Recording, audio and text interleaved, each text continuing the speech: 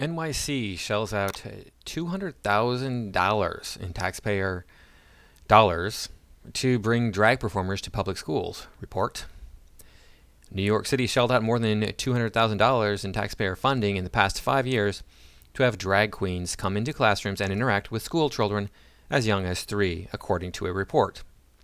Of course they did, because, they have nothing better to do with their money. From what I've heard, New York is just a urine-soaked hellhole. Dank urine-soaked hellhole.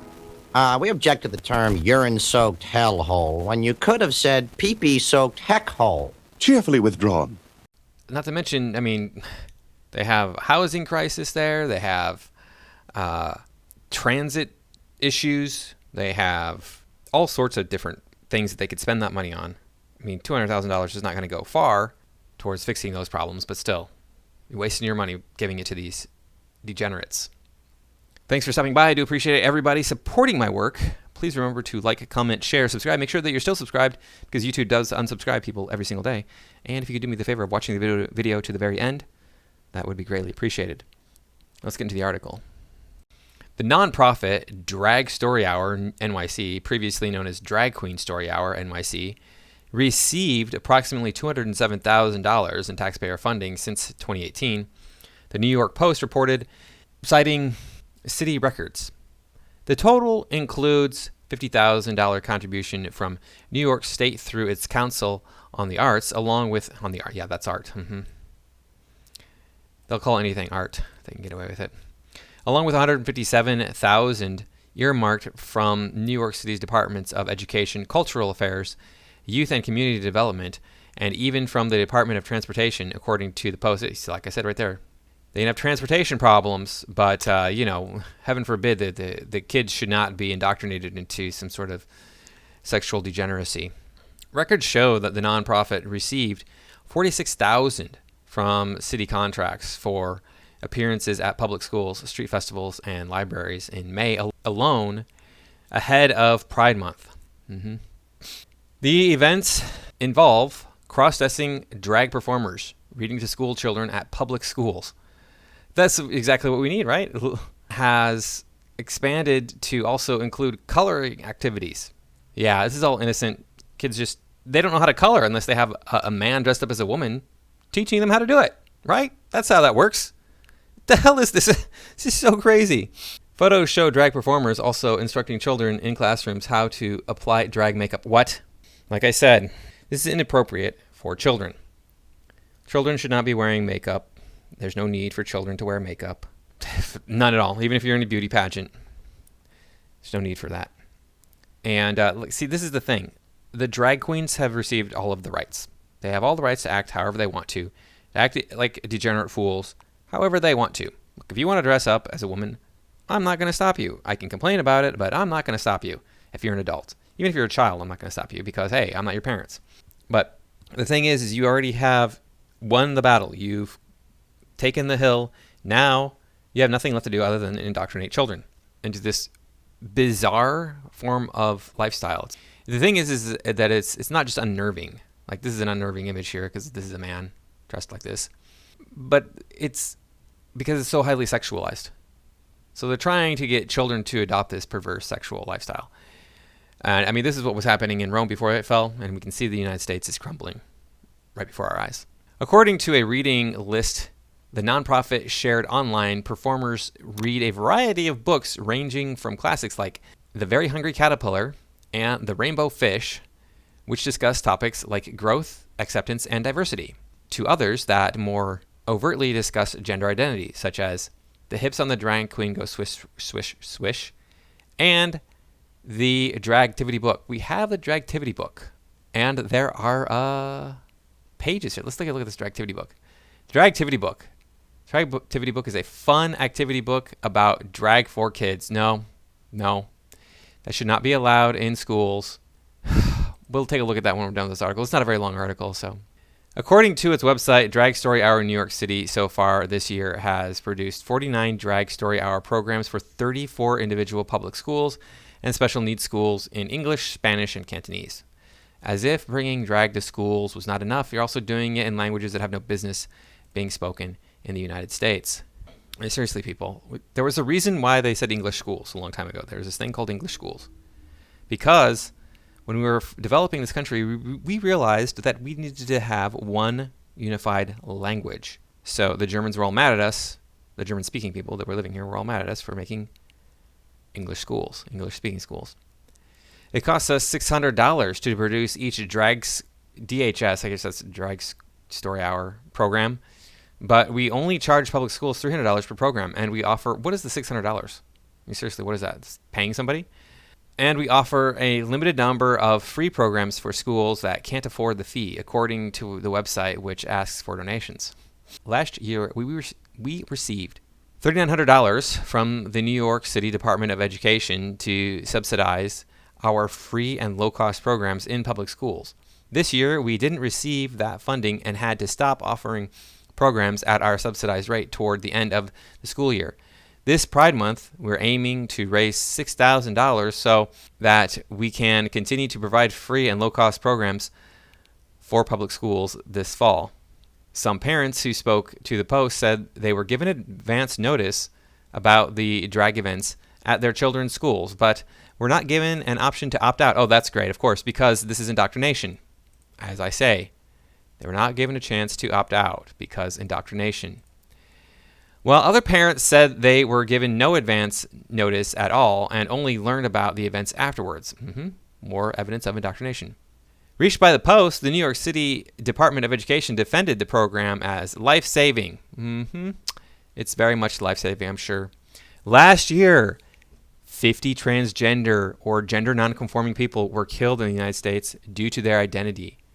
DOE spokeswoman Susan Summer told the outlet, "We believe our schools play a critical role in helping young people learn about and respect people who may be different from them." 50 people, wow. I wonder how many of those were men, biological men, as compared to biological women. I'm guessing at least 40 of them out of that 50 were biological men. And here's how I know. Here we have statistics of people who have been ended in 2020 by gender. 14,146 men. Wait a second. This can't be right. This has to be in some other country. It says this is in the U.S. I mean, the way the media plays it, you would think that heck, half of us are in danger of getting shot tomorrow with the way the gun crime is, right? I mean, but only 14,000, only 17, almost 18,000 people in the whole country in 2020 suffered this fate. That is not even anywhere near 1%. 1% of the population is over 3 million people. This is not even, I mean, this is such a tiny fraction. I thought that, everybody always talks about how terrible it is in the U.S. as far as this sort of thing is concerned. But anyway, back to my point here, my original point. 14,000 men suffered this fate, whereas only 3,500 women suffered this fate in 2020. And this is typical. So you're crying to me that, 50 people died because of their gender identity. Maybe we should be teaching people to respect men, because 50 is a tiny, tiny fraction of 14,000. Now, of course, these men, most of them probably were not ended because they were men. They're ended for other reasons. But still, I mean, you're worried about those. I mean, it's terrible. Those 50 people died. We don't want to see that. But nobody's crying at all about this. Unless it was a police officer who did it. Anyway, that was the article. That's the end of it right there. So we can read this down here. Let me see this. I'm all for bringing certain issues to the children at school. That being said, this is not one that I would agree to. Not because I am against LGBTQ+, live and let live, but let's spend our taxpayer money wisely. Things like better teacher training? Yeah, you think? Most aren't even college or university graduates in education these days. Really, I don't know where they're getting that from. More school supplies, upgrade the crumbling buildings. I graduated high school when dinosaurs roamed the earth and the same building is being used. Update equipment to the modern age. A 486 computer doesn't cut it anymore. Invest in newer and better books. Here comes the PC police. Give teachers incentives to teach with higher salaries, but you get the whole summer off. Egads. Invest in educational facilities in economically disadvantaged areas. Can we use that term nowadays? Not sure. Invest in rural schools and communities. Why bother, right? They live in the sticks. If kids want to know about social issues, let the parents decide, not the schools. Yeah, I agree with that. That person said. Now let's go check out this book. This is the Dragtivity book. The Dragtivity book is a fun activity book about drag for kids. No, that should be illegal. It's also an educational tool for engaging kids in conversation about gender and identity. Kids often have questions after watching Says Me or attending DQSH events, and sometimes parents and educators don't have all the answers. They should not have any answers. This should not be something that children are exposed to. I teamed up with Drag Queen Story Hour to create the Dragtivity book featuring 20 fabulous pages. Find your own drag name, circle your pronouns, pronouns, and match the styling objects. The Dragtivity book gives kids an introduction to the art of drag and helps them to unpack stereotypes and see beyond the gender binary in the world around them. Just what they need. They need to know that there are weird people out there that don't fit into the gender binary. There's people like, I featured Emily Quinn a few weeks ago in a video who presents as female in every way, but she has male chromosomes. She's intersex. She's not a woman. Oh no. Even though if you walked up to her, if you examined her bones after she dies, you would think she was a woman.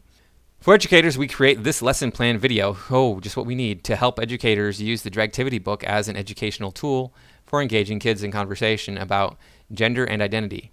Contact the Drag Queen Story Hour to order multiple copies of the book for classroom use. Okay, let's see this. Can we see this video? I don't think we can see the video. That's all right, though.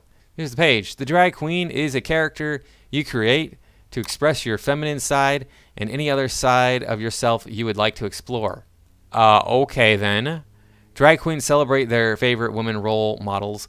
You can decorate this female symbol to celebrate yours. It says I can explore any other side, not just feminine side. But why is it only feminine side? What about women who already are feminine? Girls, girls are already women. What the hell, are already female? What's this other page here? When I am hello mellow, I like to be called he. Find the differences. But when I'm Sonia side up, I like to be called she. Or you can just call me hello mellow. Circle the pronouns you use. He, him, she, her, they, them, zzer, em. Add your own. Just what we need to do to teach the kids about how language should work. Yeah. Indoctrination. This is all obviously indoctrination into this way of thinking. What is a drag queen? And they have a picture of a dragon here. A type of dragon, it says, one of the people. No, drag queens are not dragons. Drag queens are vile, disgusting people. Usually drag queens love jewelry and sparkly things and wear lots of makeup. Can you tell these items where to go? Yeah. Why does it have to be a drag queen? Why can't it be a girl? Can it be a female? Find your drag name. How? Title optional. Pick one or make one up. Ms., Mr., Mrs., Chief Rocker, Sir, Ms., Lil, Big, the Great, King, Queen, World Famous. First name. Pick a name of a pet you love, even if it's not your pet, or the name of your favorite snack. Middle initial. Pick a letter from the alphabet in any language you know. Last name. Pick the name of a plant or an animal, or the name of the street you live on. Now put it all together. If you share a last name with someone, you may belong to the same drag house. Oh, jeez, just what we need. Drag is when you become your favorite made-up character. No, it's not. So you become female, even though you're male. I think that might be the last one. Yeah, it starts over there. So there's some pages out of that book, the Dragtivity book. Just what kids need to be taught about how to be a drag queen. I mean, this is teaching kids how to be a drag queen. It gets no more blatant than this. I mean, it does. It could, but it doesn't need to. This is all that we need to see to know that this is just indoctrination of children into this twisted lifestyle. I don't know what else to say. Anyway, I did this as the last blowout for Pride Month. I don't think I'm going to get another video out in June. Thank you all for watching. Please remember to like, comment, share, subscribe. Make sure that you're still subscribed, and I will see you in the next video.